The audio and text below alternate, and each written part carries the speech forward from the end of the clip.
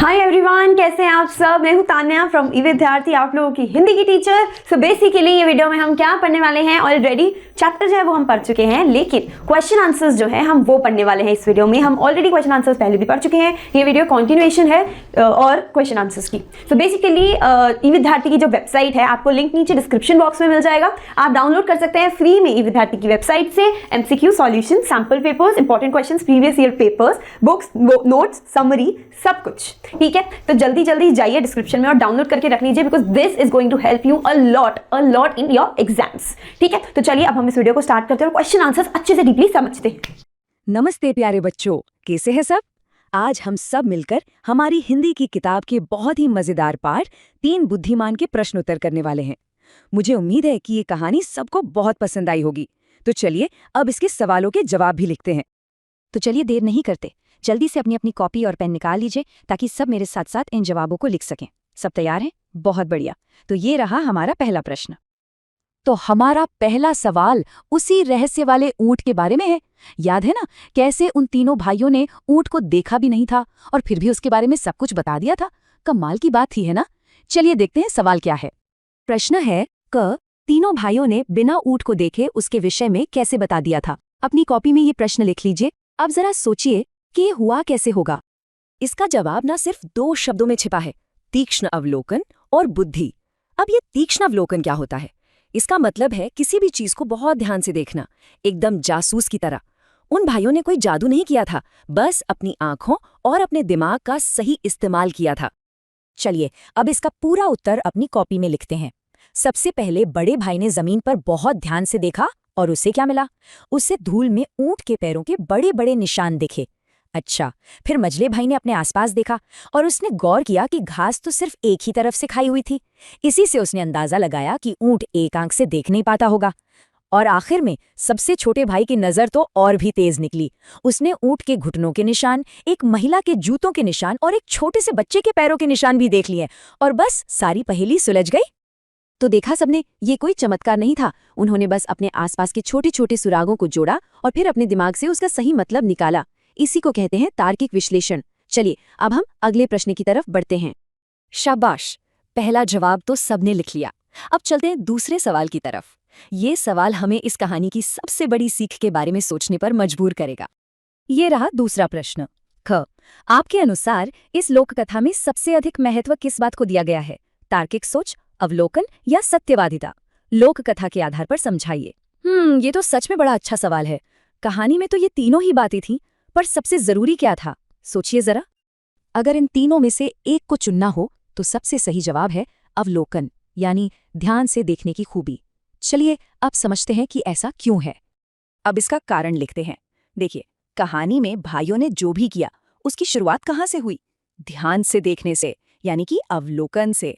हाँ, उन्होंने दिमाग भी लगाया, जो कि तार्किक सोच है, लेकिन सोचने के लिए पहले कुछ देखना भी तो जरूरी है। अगर वो पैरों के निशान या चरी हुई घास देखते ही नहीं तो सोचते क्या? और हाँ, वो सच भी बोल रहे थे, ये भी अच्छी बात है, लेकिन कहानी का असली हीरो तो अवलोकन ही है। उसी की वजह से सारी गुत्थियां सुलझीं। बहुत अच्छे। अब हम आ गए हैं अपने आज के आखिरी सवाल पर, और ये सवाल राजा के बारे में है, जो पहले तो उन भाइयों को चोर समझ रहा था। हमारा आखिरी प्रश्न है ग, लोक कथा में राजा ने पहले भाइयों पर संदेह किया, लेकिन बाद में उन्हें निर्दोष माना। राजा की सोच क्यों बदल गई? जरा सोचिए, अगर हम राजा की जगह होते तो क्या करते? शायद हमें भी पहले यही लगता कि ये जरूर चोर हैं। राजा की सोच बदलने की कहानी भी बड़ी मजेदार है। चलिए अपनी कॉपी में लिखते हैं। सबसे पहले राजा ने उनकी परीक्षा लेने की सोची। उसने एक पेटी में एक कच्चा अनार रखवाया और पूछा, बताओ इसमें क्या है? अब भाइयों ने फिर से अपना दिमाग चलाया। उन्होंने देखा कि पेटी हल्की है, अंदर से किसी गोल चीज के लुढ़कने की आवाज आ रही है, और महल के बगीचे को देखकर सही अंदाजा लगा लिया। और जब राजा ने पेटी खोली तो सबूत बिल्कुल आंखों के सामने था। सचमुच एक कच्चा अनार। बस यही वो पल था जब राजा को पूरा यकीन हो गया। भाइयों की इतनी गजब की अवलोकन शक्ति और उनके तर्कसंगत जवाब ने राजा को यह मानने पर मजबूर कर दिया कि ये चोर नहीं बल्कि बहुत ही ज्यादा बुद्धिमान इंसान है। तो हमारा पहला सवाल स्क्रीन पर है। ऊंट के स्वामी ने भाइयों पर तुरंत संदेह क्यों किया? और इसका दूसरा भाग है, आपके विचार से उसे क्या करना चाहिए था जिससे उसे अपना ऊंट मिल जाता? सवाल को ध्यान से पढ़िए। अब हम इसका उत्तर अपनी कॉपी में लिखना शुरू करते हैं। तो देखिए, पहला हिस्सा है कि मालिक ने उन पर शक क्यों किया। सीधी सी बात है। सोचिए जरा, भाइयों ने ऊंट को देखा भी नहीं था, फिर भी उन्होंने उसका एकदम सही सही हुलिया बता दिया। उन्होंने क्या क्या बताया कि ऊंट बड़ा है, एक आंख से काना है और उस पर एक औरत और एक बच्चा भी बैठे हैं। अब कोई भी सुनेगा तो हैरान हो ही जाएगा ना। ये बात थोड़ी अजीब थी। ऊपर से वो मालिक बेचारा अपनी पत्नी और बच्चे के गुम हो जाने से पहले से ही परेशान था, डरा हुआ था और गुस्से में भी था। बस इसी घबराहट और गुस्से में उसने झट से ये मान लिया कि जरूर इन्हीं भाइयों ने ऊंट चुराया है।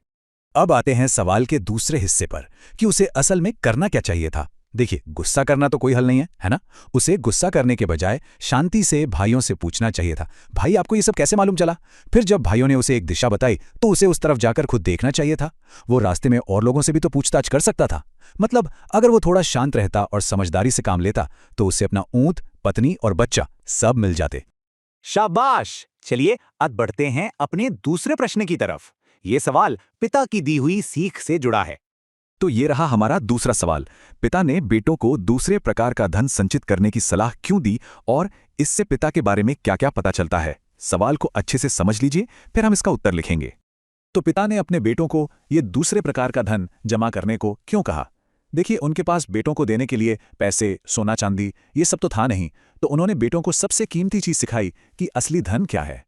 असली धन है हमारी बुद्धि और हमारी ऑब्जर्वेशन की शक्ति, यानी हमारी पैनी नजर। उनका मानना था कि अगर आपका दिमाग तेज है और आप चीजों को ध्यान से देखते हो तो आप कभी किसी के मोहताज नहीं रहोगे, आत्मनिर्भर बनोगे, और ये एक ऐसा खजाना है जो आपसे कोई छीन नहीं सकता और जो हर मुश्किल में आपके काम आएगा। अच्छा, तो इस सलाह से हमें पिता के बारे में क्या पता चलता है? चलिए देखते हैं। पहली बात, वो बहुत दूरदर्शी थे। दूरदर्शी मतलब जो आगे की सोचें। उन्होंने पैसों की जगह बेटों को कामयाबी का रास्ता दिखाया। दूसरी बात, वो खुद बहुत बुद्धिमान थे। उन्हें पता था कि असली दौलत तो ज्ञान ही है। तीसरी बात, वो एक प्रेरणादायक पिता थे। उन्होंने हमेशा अपने बेटों को सीखने के लिए, मेहनत करने के लिए इंस्पायर किया। और आखिरी बात, वो वास्तविक थे, माने प्रैक्टिकल थे। उन्होंने अपनी आर्थिक हालत को छुपाया नहीं, बल्कि उसे स्वीकार करके अपने बेटों को जीवन की सच्चाई के लिए तैयार किया। बहुत अच्छे। चलिए अब अपने तीसरे सवाल पर आते हैं। ये सवाल राजा के बारे में है और उसने भाइयों की परीक्षा कैसे ली उस पर है। ये रहा हमारा तीसरा सवाल। राजा ने भाइयों की परीक्षा लेने के लिए पेटी का उपयोग किया। इस परीक्षा से राजा के व्यक्तित्व और निर्णय शैली के बारे में क्या-क्या निष्कर्ष निकाला जा सकता है? जरा सोचिए, राजा के इस टेस्ट से हम उसके बारे में क्या जान सकते हैं? चलिए इसका जवाब लिखते हैं। तो इस पेटी वाली परीक्षा से राजा के बारे में कई बातें पता चलती हैं। सबसे पहली और जरूरी बात, राजा निष्पक्ष था। मतलब वो किसी का पक्ष नहीं लेता था। उसने ऊंट वाले की शिकायत पर आंख बंद करके भाइयों को दोषी नहीं मान लिया, बल्कि सच जानने के लिए उनकी परीक्षा ली। दूसरी बात, वो बुद्धिमान और जिज्ञासु भी था। उसे भी जानना था कि ये भाई सच में इतने होशियार हैं या नहीं, और इसके लिए उसने एक बड़ा ही क्लेवर तरीका अपनाया। तीसरी बात, वो उदार था और हुनर की कद्र करता था। जैसे ही भाइयों ने सही जवाब दिया, उसने उनकी तारीफ की और उन्हें अपने दरबार में रख लिया। इससे पता चलता है कि वो टैलेंट को महत्व देता था। और हाँ, वो न्यायप्रिय तो था ही, तभी तो उसने बेगुनाहों को सजा देने की जगह उन्हें सम्मान दिया। बहुत बढ़िया। अब हम आ गए हैं इस पाठ के आखिरी सवाल पर। यह सवाल हमें कहानी की सबसे बड़ी सीख पर सोचने का मौका देगा। और ये रहा हमारा आखिरी सवाल। आप इस लोककथा के भाइयों की किस विशेषता को अपनाना चाहेंगे और क्यों? ये सवाल बहुत मजेदार है, क्योंकि इसका जवाब आप सबको अपने मन से देना है। तो जरा सोचिए और फिर हम इसका जवाब लिखेंगे। वैसे तो इस सवाल का जवाब हर किसी के लिए अलग हो सकता है, पर चलिए एक एग्जाम्पल देखते हैं कि हम क्या लिख सकते हैं। हम लिख सकते हैं कि मैं भाइयों की पैनी दृष्टि और अवलोकन की विशेषता को अपनाना चाहूंगा। अब सवाल है क्यों? क्योंकि ये एक ऐसी क्वालिटी है जो हमारी लाइफ में हर जगह काम आती है। ये हमें प्रॉब्लम सॉल्व करने में और सही डिसीजन लेने में हेल्प करती है। सोचो, स्कूल में पढ़ाई में, किसी प्रोजेक्ट में या फिर स्पोर्ट्स में भी अगर हम चीज़ों को गौर से देखें और समझें तो हम कितना अच्छा कर सकते हैं। ये हमें अपने आसपास के माहौल को बेहतर समझने में मदद करती है। और सबसे अच्छी बात क्या है पता है? ये एक ऐसी स्किल है जिसे हम प्रैक्टिस करके सीख सकते हैं। और जब हम ऐसा करते हैं तो हमारा कॉन्फिडेंस बढ़ता है और हम किसी भी चैलेंज के लिए तैयार रहते हैं। आज हम अपनी किताब का एक बहुत ही मजेदार अभ्यास करेंगे जिसका नाम है अनुमान और कल्पना से। इसमें हम कहानी में थोड़ा बदलाव करके सोचेंगे कि अगर ऐसा हुआ होता तो क्या होता। तो चलिए अपनी कल्पना की उड़ान भरने के लिए तैयार हो जाइए। तो हम शुरू करते हैं अपने पहले सवाल से। ये सवाल राजा के एक बहुत जरूरी फैसले के बारे में है। जरा सोचिए, अगर राजा ने कुछ और फैसला लिया होता तो कहानी का रूप ही कुछ और होता।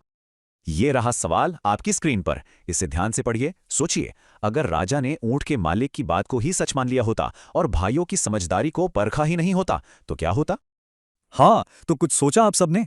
बहुत बढ़िया। चलिए अब अपनी अपनी कॉपी निकाल लीजिए। हम एक एक करके लिखेंगे कि उस एक फैसले से कहानी में क्या क्या बदल सकता था। देखिए, सबसे पहले ही और सबसे बुरी बात तो ये होती कि भाइयों के साथ अन्याय होता, बेचारे बिना किसी गलती के सजा पाते। इससे कहानी का जो संदेश है कि बुद्धि और ध्यान से देखने की शक्ति ही सबसे बड़ी ताकत है, वो तो खत्म ही हो जाता और राजा का वो फैसला अन्याय की एक मिसाल बन जाता। और सुनिए, जब उन बेकसूर भाइयों को सजा मिलती तो उनका अपनी ही सच्चाई और समझदारी से भरोसा उठ जाता है ना। कहानी का अंत भी कितना दुख भरा होता। और मजे की बात देखिए, इसमें ऊंट के मालिक का भी तो नुकसान ही होता। उसे अपना ऊंट कहां से मिलता जब खोजने वाले तो जेल में होते। तो इस सवाल से हमें ये सीख मिलती है कि किसी भी नतीजे पर पहुंचने से पहले पूरी जांच पड़ताल कितनी जरूरी है। बिना सोचे समझे फैसला लेना कितना नुकसान पहुंचा सकता है। इस बारे में अपने दोस्तों के साथ क्लास में जरूर बात कीजिएगा। बहुत अच्छे, अब हम अपने दूसरे सवाल की तरफ चलते हैं। आपको याद है ना, राजा ने भाइयों की परीक्षा लेने के लिए उन्हें एक पेटी दी थी। हाँ, तो ये सवाल उसी से जुड़ा है। सवाल को ध्यान से देखिए, जरा सोचकर बताइए कि अगर भाई ये नहीं बता पाते कि पेटी में अनार है, तब कहानी का अंत कैसा होता। थोड़ा रुक कर सोचिए, अगर भाइयों का ये अंदाजा गलत निकल जाता तो राजा उनके बारे में क्या सोचता, क्या करता वो। चलिए अब अपनी कॉपी में इसका उत्तर लिखते हैं। अगर भाइयों का अनुमान गलत होता तो सबसे पहले तो राजा का शक उन पर बना रहता। वो शायद उन्हें ही ऊंट का चोर मान लेता और उन्हें सजा दे देता। और अगर सजा नहीं भी देता तो बेइज्जत करके दरबार से तो निकाल ही देता, जिससे उनके मान सम्मान को चोट पहुंचती। ऐसे में तो ऊंट का मालिक ही सही साबित हो जाता है ना। वो राजा के सामने भाइयों को झूठा ठहरा देता। फिर कहानी का जो मकसद था वो भाइयों की बुद्धिमानी दिखाने के बजाय उनके साथ हुए अन्याय पर चला जाता। और एक बार फिर कहानी का जो असली संदेश है वो हम तक पहुंच ही नहीं पाता। इससे हमें पता चलता है कि कभी-कभी एक छोटी सी गलती भी किसी के भरोसे को तोड़ सकती है। आप लोग अपने दोस्तों के साथ इस पर बात करना कि क्या ऐसी हालत में राजा को भाइयों को एक और मौका देना चाहिए था। शाबाश। चलिए अब हम अपने आखिरी सवाल पर आते हैं। इस बार हम ये सोचेंगे कि अगर भाइयों को सच में ऊंट खोजने के लिए जाना पड़ता तो उन्हें रास्ते में क्या-क्या परेशानियां आती। ये रहा हमारा आखिरी सवाल। कल्पना कीजिए कि राजा या ऊंट के मालिक के कहने पर भाइयों को ऊंट खोजने निकलना पड़ता, तो सोचिए उनके रास्ते में कौन-कौन सी मुश्किलें आ सकती थी। चलिए अब इसका जवाब भी लिखते हैं। ये तो साफ है कि ऊंट को ढूंढना उनके लिए कोई आसान काम नहीं होता। उन्हें बहुत सी चुनौतियों का सामना करना पड़ता। आइए एक एक करके देखते हैं। सबसे पहली मुश्किल तो थी शारीरिक थकान। भाई पहले से ही 40 दिन का लंबा सफर करके आए थे। उनके पैर थक चुके थे, उनमें छाले पड़े हुए थे। दूसरी मुश्किल ये थी कि वो शहर और वहां के रास्ते सब उनके लिए अनजान थे। और तीसरी सबसे बड़ी बात, उनके पास ना खाने को कुछ था, ना ही कोई पैसा। और तो और उन सुनसान रास्तों पर जंगली जानवरों या डाकुओं का खतरा भी तो था। और ये भी सोचिए कि अगर वो इतनी मेहनत के बाद भी ऊंट को नहीं ढूंढ पाते तो ऊंट के मालिक का शक उन पर और पक्का हो जाता। तब तो वो और बड़ी मुसीबत में पड़ जाते। सोचकर देखिए, अगर हम राजा की जगह होते तो क्या करते। तो सवाल यह है कि अगर हम राजा होते तो उन भाइयों की परीक्षा कैसे लेते, क्या क्या तरीके अपनाते उनकी बुद्धिमानी को परखने के लिए। चलिए अपनी अपनी कॉपी में इसका उत्तर लिखना शुरू करते हैं और सोचते हैं कि हम क्या क्या कर सकते थे। तो सबसे पहले हम उनकी उस खासियत को परखेंगे जिसके लिए वो जाने जाते थे, उनकी तेज नजर, मतलब उनकी ऑब्जर्वेशन की शक्ति। तो चलिए पहला पॉइंट लिखते हैं, अवलोकन की परीक्षा। पहली गतिविधि का नाम हम रख सकते हैं छिपी हुई वस्तु का अनुमान। सुनने में तो ये बड़ा आसान सा खेल लगता है ना, पर यह किसी की पारखी नजर जांचने का बहुत अच्छा तरीका है।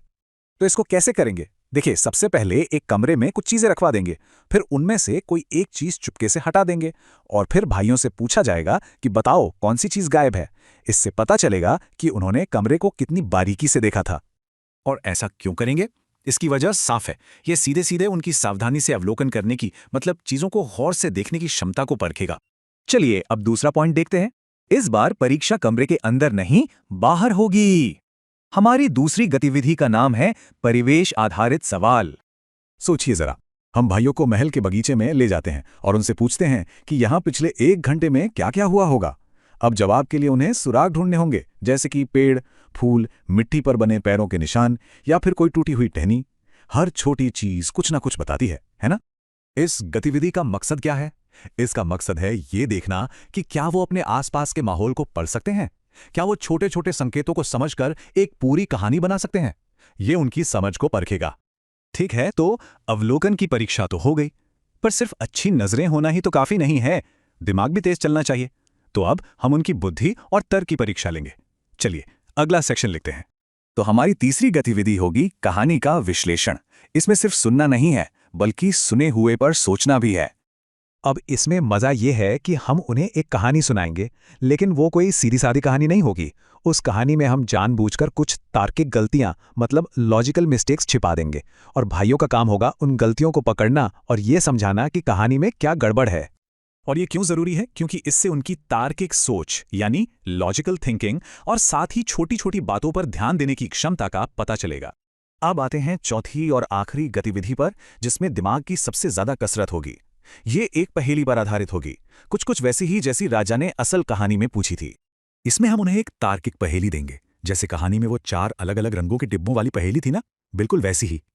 ये गतिविधि सीधे सीधे उनकी बुद्धि और चीजों का विश्लेषण करने की क्षमता को परखेगी। तो ये थी हमारी 4 गतिविधियां, लेकिन एक अच्छा जवाब यहीं खत्म नहीं होता। परीक्षा लेने के बाद ये सोचना भी तो जरूरी है कि परीक्षा कैसी थी। तो चलिए अंतिम चरण पर आते हैं, विचार और चर्चा। परीक्षा के बाद हम इन बातों पर भी सोचेंगे, जैसे क्या ये गतिविधियां सच में भाइयों की बुद्धिमत्ता को ठीक से परख पाईं? क्या ये परीक्षाएं निष्पक्ष थीं? और सबसे जरूरी, ऐसी परीक्षाओं से हम असल जिंदगी में क्या सीख सकते हैं? उम्मीद करती हूँ आपको ये चैप्टर के क्वेश्चन आंसर्स अच्छे से समझ आ गए होंगे, और अगर आ गए तो do like, share and subscribe to this YouTube channel, also press the bell icon. ठीक है, आपको कोई भी डाउट हो तो आप कमेंट सेक्शन में हमको बता सकते हैं लिखकर, एंड अच्छे से डाउनलोड कर लो और पढ़ लो, वरना एग्जाम से प्रॉब्लम हो जाएगी। ठीक है जी, ओके बाय, मिलती हूँ आपसे दूसरी वीडियो में।